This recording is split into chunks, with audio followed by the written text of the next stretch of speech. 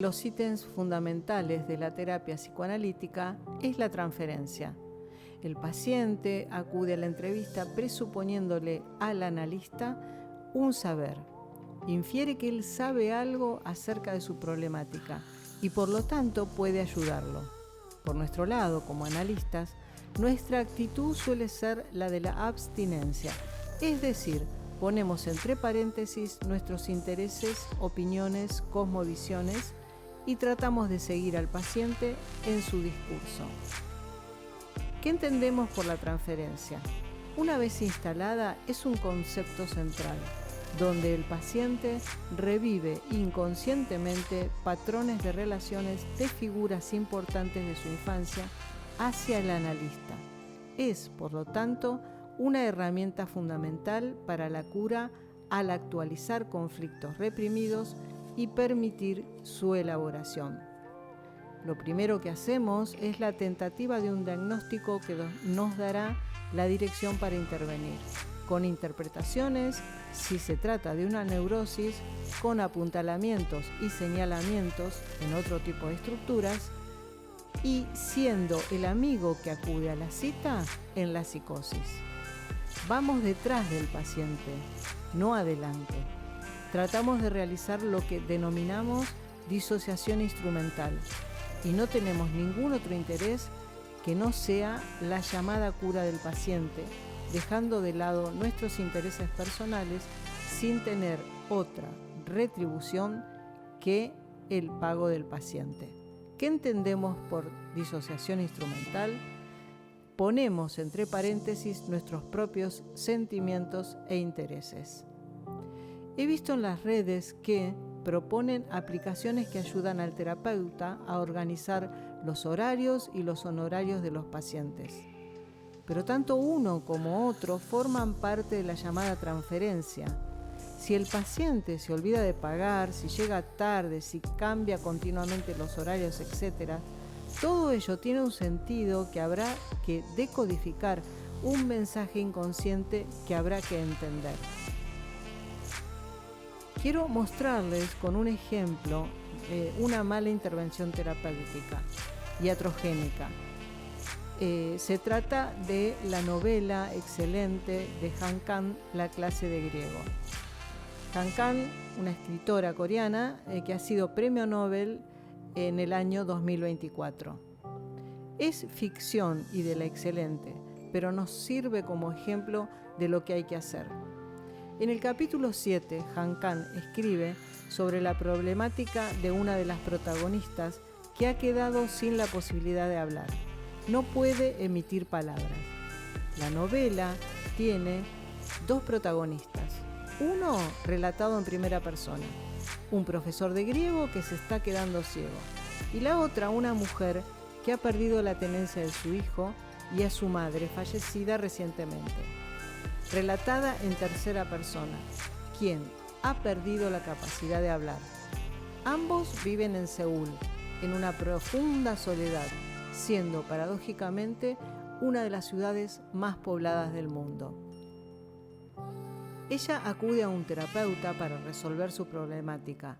Siempre dentro de la ficción se puede pensar que este analista equivoca el diagnóstico y por lo tanto la dirección de la cura, y que interviene salvajemente con un furor curandis que no registra los tiempos de la transferencia. El texto dice: incluso en la época que podía hablar, ella era una persona de voz queda, simplemente no le gustaba acaparar espacio. El terapeuta trata de encontrar la causa de sus experiencias infantiles.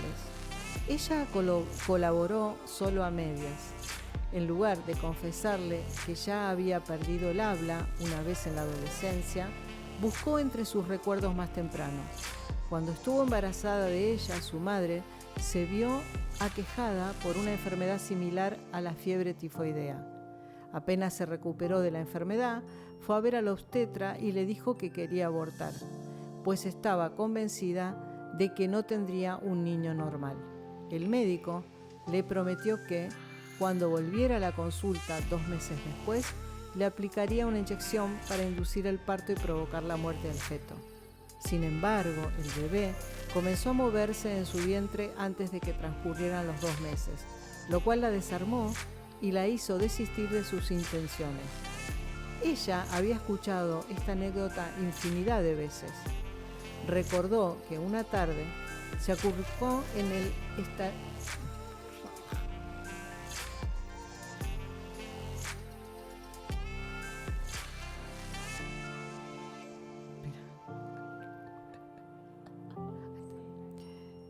Recordó que una tarde se acurrucó en el entarimado de la casa para contemplar cómo caía el sol en el patio, conteniendo la respiración y encogiéndose lo más que podía. Sintió con todo su ser como la finísima, delicada y enorme corteza del mundo era engullida por la oscuridad. El terapeuta se interesó. Le preguntó si ese era el primer recuerdo que tenía. Ella le respondió que no, y rebuscó en su memoria hasta sacar a relucir la tarde en que bajo el sol del patio descubrió los fonemas de su lengua materna. Esta anécdota fue también del agrado del terapeuta. Hasta aquí el párrafo del texto. Dice que ella colaboró solo a medias y que en lugar de confesarle la anterior pérdida del habla, buscó en recuerdos pretéritos.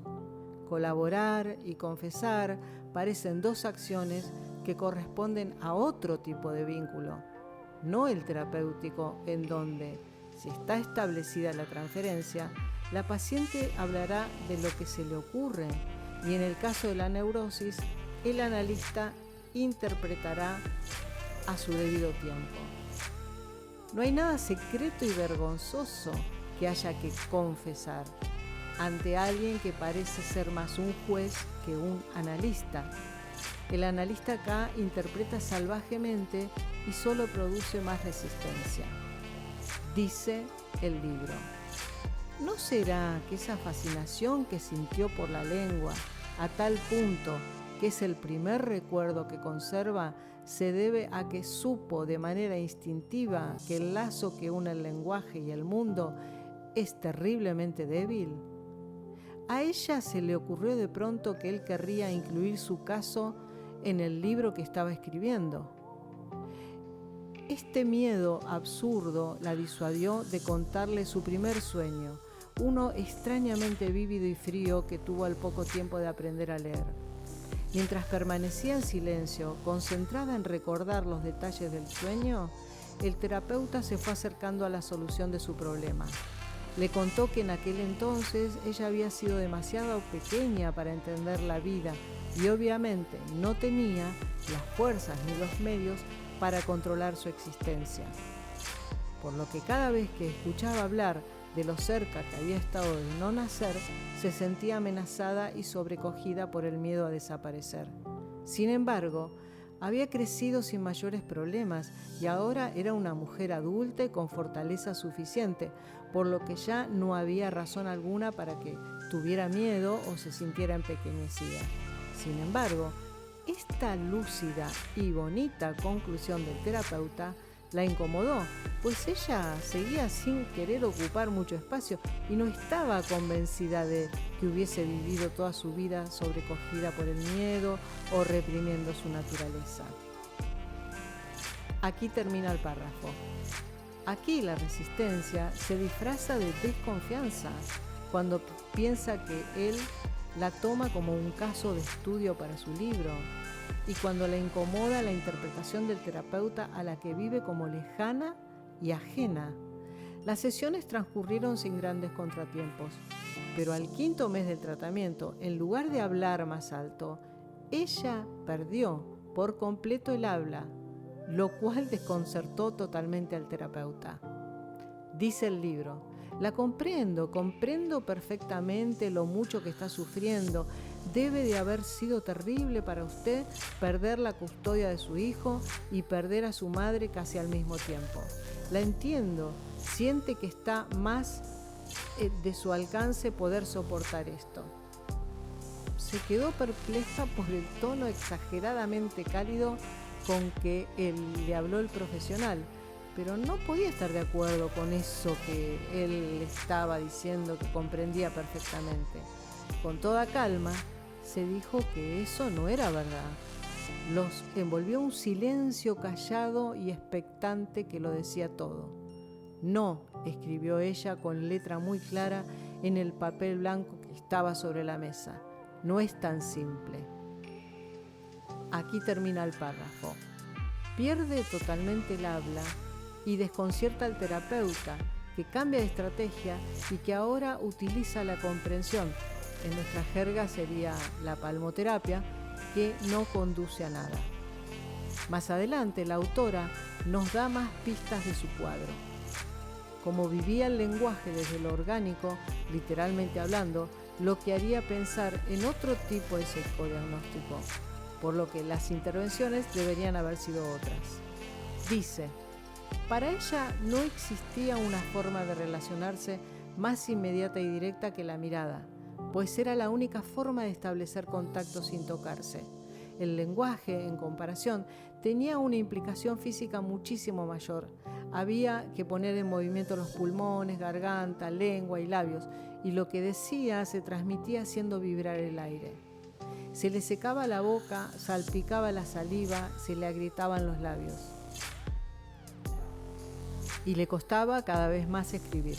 Del mismo modo en que siempre le había disgustado que su voz se propagara en el aire, ahora no soportaba el modo en que las oraciones que acababa de escribir perturbaban su silencio. A veces, incluso antes de escribir nada, sentía ganas de vomitar tan solo de pensar en cómo distribuiría la palabra sobre el papel. Aquí termina el párrafo. En el texto de Han Kang, las palabras no son solo sonidos, tienen peso, temperatura, textura. La protagonista pierde el habla, el lenguaje, se vuelve algo que se atraviesa o que desaparece como un objeto que cae al agua. Por eso hay que enfocar bien su diagnóstico.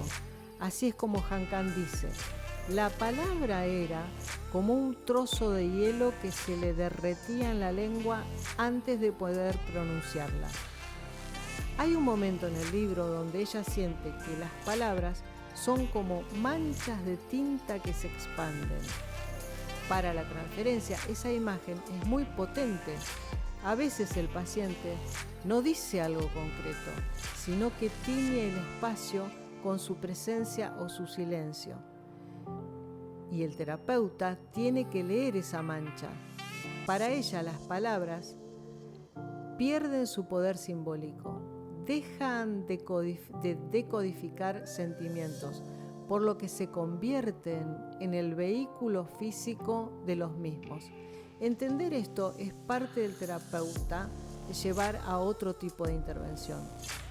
Una vez que el vínculo se establezca, cosa que sí parece ocurrir sin espíritu de espoliar, con el profesor de griego, debido al claro deseo de comunicarse. La solución que encuentra la autora es asombrosa, una mezcla entre código y percepción corporal. En conclusión, no hay análisis sin transferencia, y sin su existencia como analistas, solo nos resta estar sintonizados para que aparezca. Solo ahí nuestra intervención será fructífera.